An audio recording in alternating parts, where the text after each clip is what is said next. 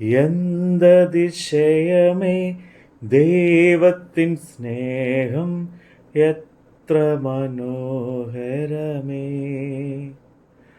അതു ചിന്തയിലടങ്ങാം സിന്ധു സമാനമായി സന്തതം കാണുന്നു ഞാൻ. എന്തതിശയമേ ദൈവത്തിൻ സ്നേഹം എത്ര മനോഹരമേ. എന്തതിശയമേ ദൈവത്തിൻ സ്നേഹം എത്ര മനോഹരമേ. മത്തായിയുടെ സുവിശേഷം 8-ാം അധ്യായം. അവൻ മലയിൽ നിന്ന് ഇറങ്ങി വന്നാറേ വളരെ പുരുഷാരം അവനെ പിന്തുടർന്നു. അപ്പോൾ ഒരു കുഷ്ഠരോഗി വന്ന് അവനെ നമസ്കരിച്ച്, കർത്താവേ, നിനക്ക് മനസ്സുണ്ടെങ്കിൽ എന്നെ ശുദ്ധനാക്കുവാൻ കഴിയും എന്ന് പറഞ്ഞു. അവൻ കൈ നീട്ടി അവനെ തൊട്ടു, എനിക്ക് മനസ്സുണ്ട്, നീ ശുദ്ധനാകുക എന്ന് പറഞ്ഞു. ഉടനെ കുഷ്ഠം മാറി അവൻ ശുദ്ധനായി. യേശു അവനോട്, നോക്കൂ, ആരോടും പറയരുത്. അവർക്ക് സാക്ഷ്യത്തിനായി നീ ചെന്ന് നിന്നെ തന്നെ പുരോഹിതനെ കാണിച്ച് മോശ കൽപ്പിച്ച വഴിപാട് കഴിക്കുക എന്ന് പറഞ്ഞു.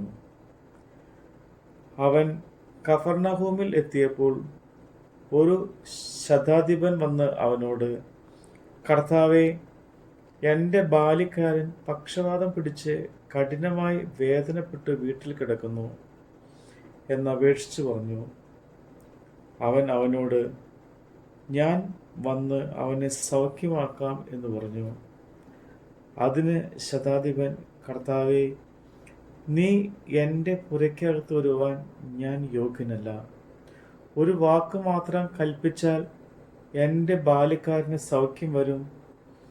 ഞാനും അധികാരത്തിന് കീഴിലുള്ള മനുഷ്യനാകുന്നു. എൻ്റെ കീഴിൽ പടയാളികൾ ഉണ്ട്. ഞാൻ ഒരുവനോട് പോക എന്ന് പറഞ്ഞാൽ അവൻ പോകുന്നു, മറ്റൊരുത്തനോട് വരിക എന്ന് പറഞ്ഞാൽ വരുന്നു.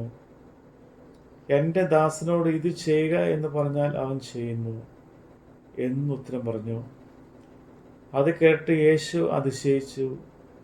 പിൻചെല്ലുന്നവരോട് പറഞ്ഞത്, ഇസ്രയേലിൽ കൂടെ ഇത്ര വലിയ വിശ്വാസം കണ്ടിട്ടില്ല എന്ന് ഞാൻ സത്യമായിട്ട് നിങ്ങളോട് പറയുന്നു.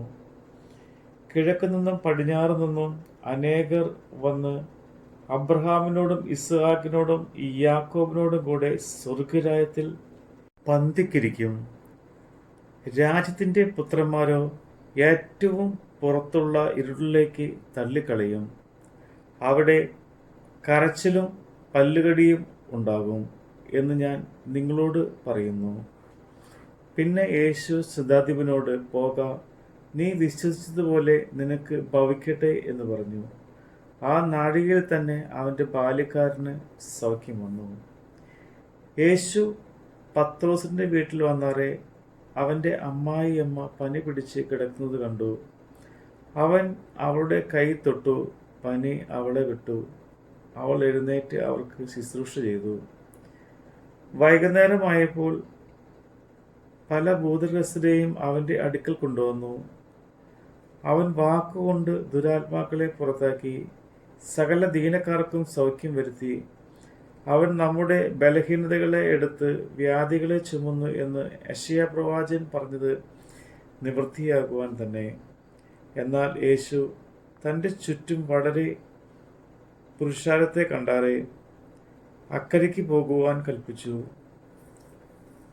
അന്ന് ഒരു ശാസ്ത്രി അവൻ്റെ അടുക്കൽ വന്നു, ഗുരു, നീ എവിടെ പോയാലും ഞാൻ നിന്നെ അനുഗമിക്കാം എന്ന് പറഞ്ഞു. യേശു അവനോട്, കുറുനരികൾക്ക് കുഴികളും ആകാശത്തിലെ പറവകൾക്ക് കൂടുകളുമുണ്ട്, മനുഷ്യപുത്രനോ തല ചായ്പാൻ ഇടമില്ല എന്ന് പറഞ്ഞു.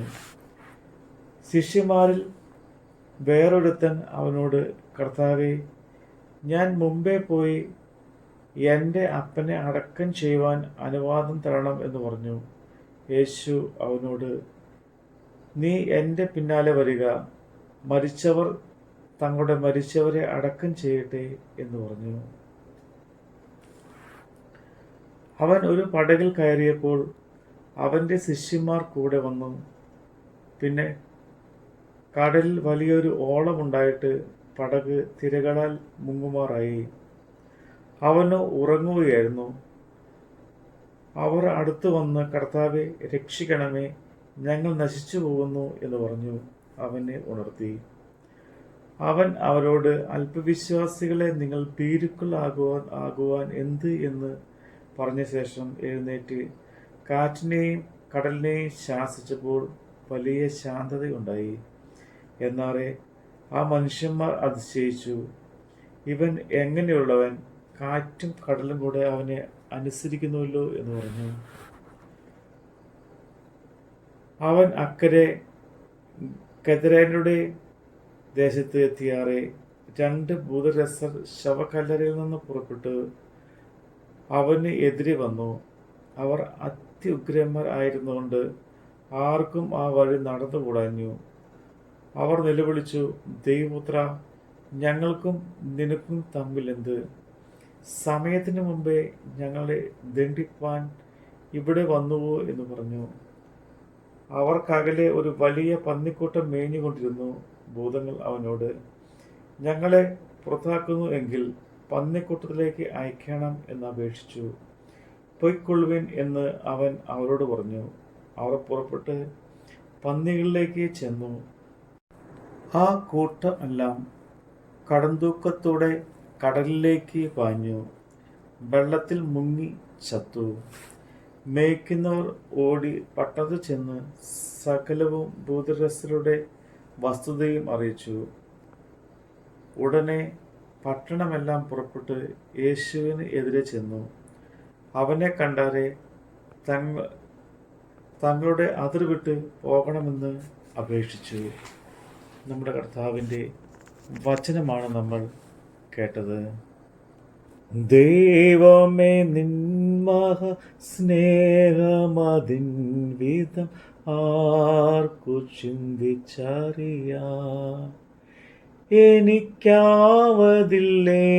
അതിൽ ആഴമളന്നിട, എത്ര ബഹുലമത്! 1000 നാവുകളാലത് വർണ്ണിപ്പാനെഴുതൂ. 10,000 ചൊല്ലിടുവാൻ പാരിലസാധ്യമഹോ. എന്തതിശയമേ ദൈവത്തിൻ സ്നേഹം, എത്ര മനോഹരമേ!